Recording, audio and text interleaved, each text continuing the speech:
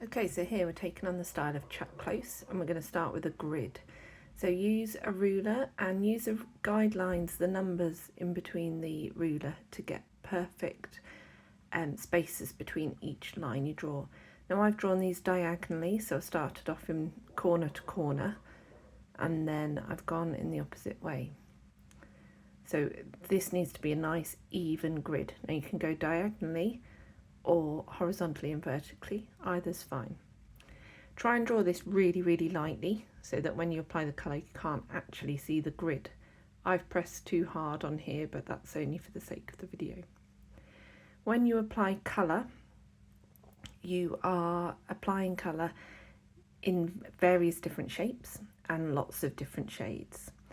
So try and get a good set of pencils like these ones from WH Smith with a range of different colours in them. They also blend really nicely. When it comes to shading, every single time you hit a line, you have to change colour. Okay, so every square should start with a different colour, and even when you hit a line of, say, the eye or the iris, it needs to change colour.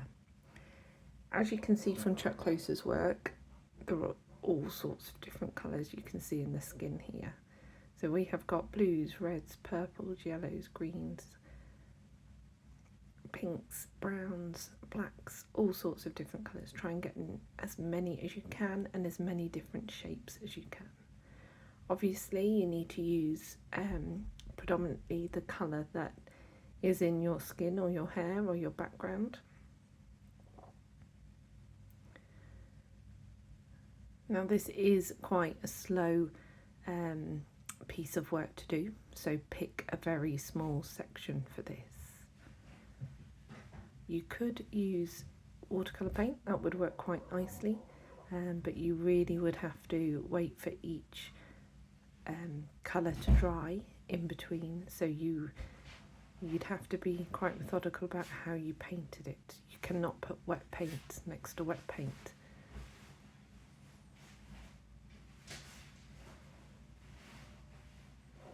Try to get as many shapes in there as possible. Do try to darken it up where you would have shadows, and try to use lighter colours for the highlights.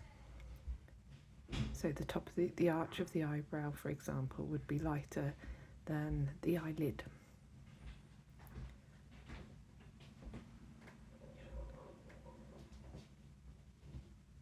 And there we have it.